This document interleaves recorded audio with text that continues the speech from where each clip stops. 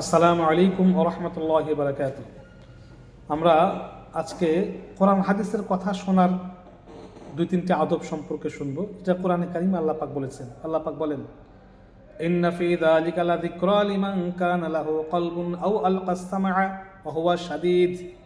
কোরআন হাদিসের কথা কিভাবে শুনতে হবে আল্লাহ পাক দিক নির্দেশনা দিয়েছেন। কলব দিয়ে বা মনের কান দিয়ে শুনতে হবে।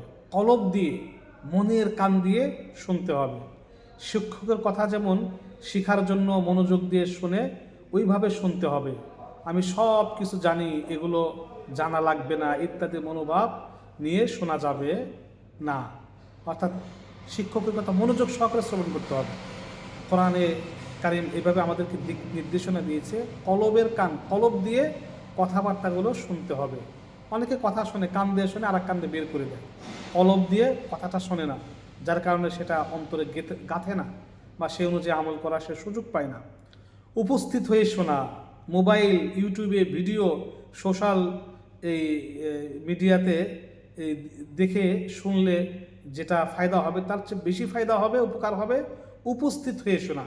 কোরআন হাদিসের কথা উপস্থিত হয়ে শোনা। অনেকে মাসলা মাসাইল ইউটিউব থেকে নেয়, এই থেকে নেয়, গুগল থেকে নেয়। গুগল বা ইউটিউব তো মাসলা মাসাইল দিতে পারে না, বা দিলেও সেটা ভুলভাল দিতে পারে, বা বিভিন্ন ইমামের ব্যাখ্যা বা ইমামের এক একটা বিধান সম্পর্কে আলোচনা ভুলও দিতে পারে। এই জন্য উপস্থিত হয়ে শোনা। অতএব সরাসরি শুনলে যে উপকার হবে, রেকর্ডিং শুনলে বা ভিডিও দেখলে ওই রকম উপকার হবে না। এখন মানুষ ইউটিউবে শিখতে চায়, অথচ দিন শিখতে হবে মিম্বর ওয়ালাদের কাছে। দিন শিখতে হবে মিম্বর ওয়ালাদের কাছে, ইউটিউব থেকে, ইউটিউব ওয়ালাদের থেকে নয়।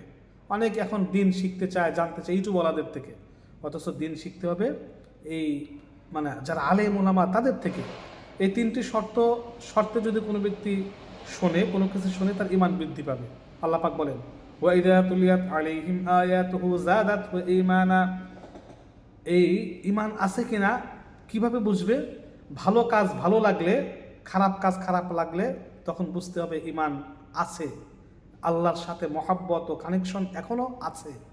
এজন্য আমরা কোরআন হাদিসের কথা শোনার তিনটা আদব শুনলাম, যে দিলের কান, কলব দিয়ে মনের কান দিয়ে শুনতে হবে। শিক্ষকের কথা শেখার জন্য মনোযোগ দিয়ে শোনা, একদম মনোযোগ দিয়ে শ্রবণ করা। 3 নম্বর, উপস্থিত হয়ে শোনা। অনুপস্থিত থেকে কারো কাছ থেকে শুনলে দিন শিখা হবে না। আল্লাহ পাক রব্বুল আলামিন আমাদেরকে এইভাবে এই শোনার বা শিখার তৌফিক দান করুক, আমিন।